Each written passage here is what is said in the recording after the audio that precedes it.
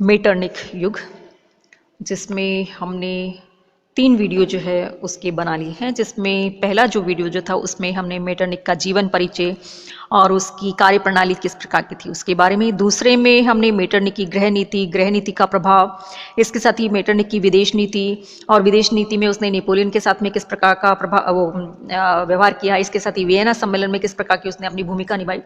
फिर बाद में हमने मेटरनिक और यूरोप की संयुक्त व्यवस्था किस प्रकार की थी, फिर मेटरनिक ने जर्मनी से किस प्रकार का व्यवहार किया, मेटरनिक और इटली के किस प्रकार के संबंध थे, इसके बारे में अध्ययन किया था। अब हम आगे का करते हैं, जिसमें आता है स्पेन, यूनान एवं रूस के प्रति मेटरनिक जो उसकी क्या नीति रही थी कि मेटरनिक ने ऑस्ट्रिया, प्रशा और इटली की भांति स्पेन में भी प्रतिक्रियावादी नीति जो उसका प्रचार किया। स्पेन के शासक फर्डिनेंड से मेटरनिक ने मित्रता कर ली तथा वहां भी राष्ट्रीय भावनाओं का दमन करना शुरू कर दिया और जो विरोधी थे उनको मौत के घाट उड़ा दिया तथा स्पेन में निरंकुश एवं स्वेच्छाचारी शासन स्थापित कर दिया गया। किंतु 1820 ईस्वी में फिर से वहां एक सैनिक क्रांति हुई,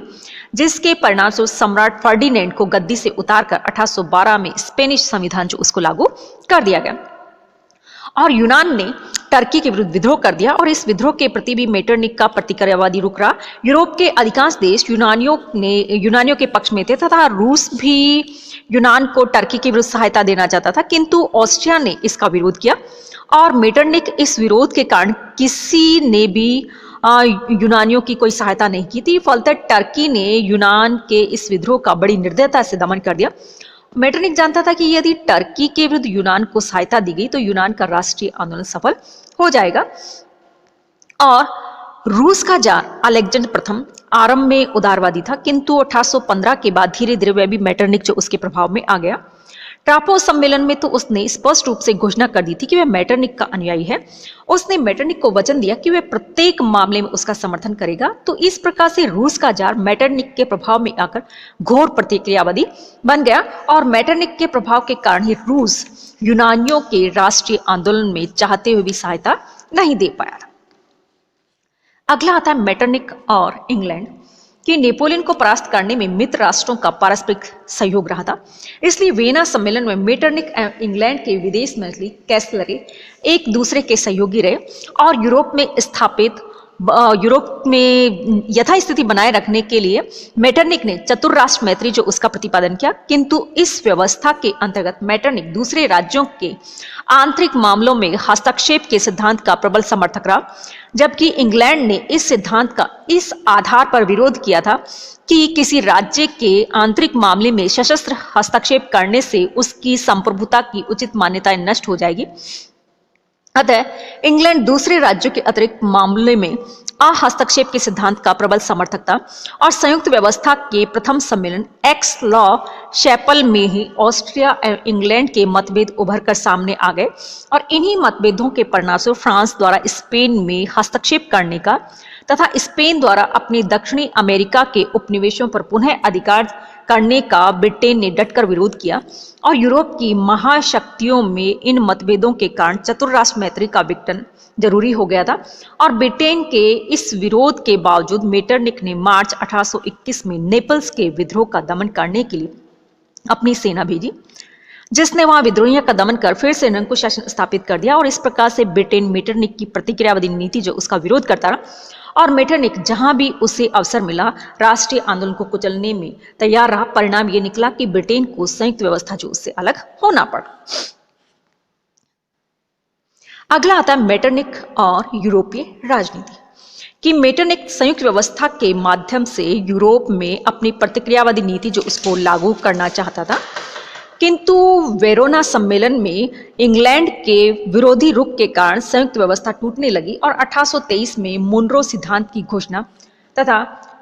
दक्षिणी अमेरिका के उपनिवेशों द्वारा स्वतंत्रता की घोषणा के परिणामस्वरूप मेटरनिक की प्रतिक्रियावादी नीति जो उसको बहुत गहरा धक्का लगा था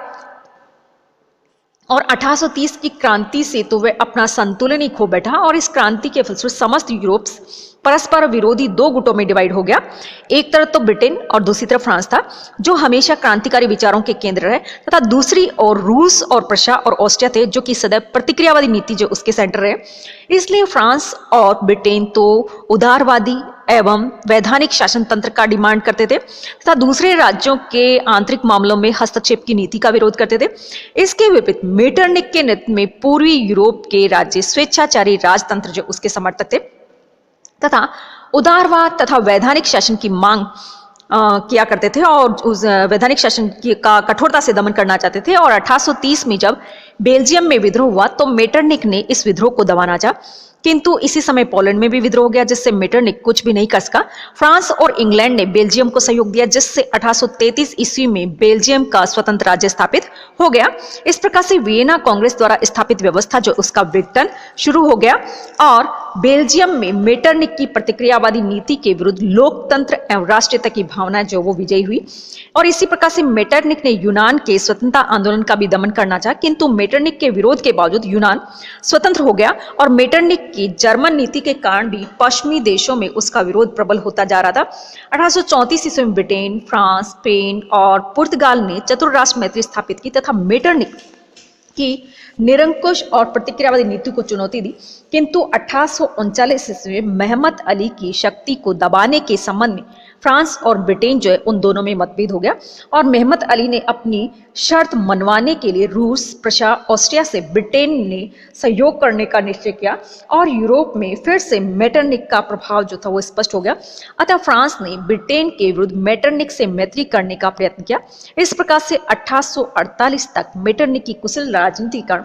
ऑस्ट्रिया यूरोप राजनीतिक गतिविधियां जो उनका केंद्र बने रहे थे। अगली बात आती मेटरनिख की विदेश नीति। उसके बारे में हम देखते हैं कि क्या ये सही थी या गलत थी, अर्थात हम उसकी समीक्षा करते हैं कि मेटरनिख की विदेश नीति जो है उसको पढ़ने से हमें पता चलता है कि मेटरनिख ने अपने देश की प्रतिष्ठा बढ़ाने के लिए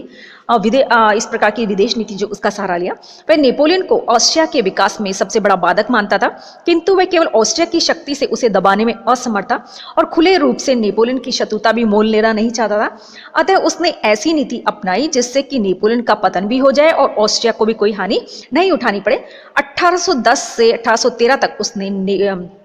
रूस को नेपोलियन के विरुद्ध आगे किया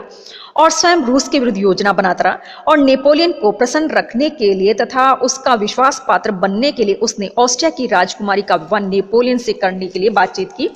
और उसने नेपोलियन को यह वचन भी दिया कि वह रूस के विरुद्ध उसे 30,000 सैनिकों की सहायता देगा।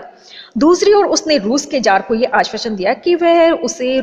खुले रूप में सहायता न देकर गुप्त रूप से सहायता देगा। इस प्रकार से वह रूस और फ्रांस दोनों का ही मित्र बना रहा दिखावे के लिए, पीठ पीछे, और दोनों में संघर्ष करवाकर दोनों की शक्ति कम या करवाना चाहता था और अपनी शक्ति जो उसको बढ़ाना चाहता था। जब मित्र राष्ट्रों की शक्ति नेपोलियन शक्ति के समक्ष भारी दिखाई देने लगी तो तुरंत ही उसने अपनी सेनाओं को लाइप्जिग के युद्ध में मित्र राष्ट्रों की ओर से युद्ध करने भेज दिया तथा नेपोलियन को परास्त करने का श्रेय जो उसने प्राप्त कर लिया। इससे न केवल ऑस्ट्रिया के सम्मान में बढ़ोतरी हुई, वरन मेटरनिख ने भी अपनी यूरोपीय राजनीति जो उसमें सम्मान प्राप्त किया। नेपोलियन के पतन के बाद यूरोप का पुनर्निर्माण करने हेतु वियना में अंतर्राष्ट्रीय सम्मेलन आयोजित किया गया था तथा उसकी अध्यक्षता ग्रहण करना उसकी एक कुशल कूटनीति जो उसका परिणाम है। वियना सम्मेलन में बड़े बड़े राष्ट्रों के शासक और राजनीतिज्ञ उसके इशारे पर नाचने लगे तथा प्रत्येक महत्वपूर्ण निर्णय के लिए उसी की ओर देखा जाने लगा। वियना सम्मेलन के बाद में यूरोप में लोकतांत्रिक और उदारवादी आंदोलन जो उनका दमन करने के लिए मेटरनिख ने संयुक्त व्यवस्था का भी नेतृत्व किया।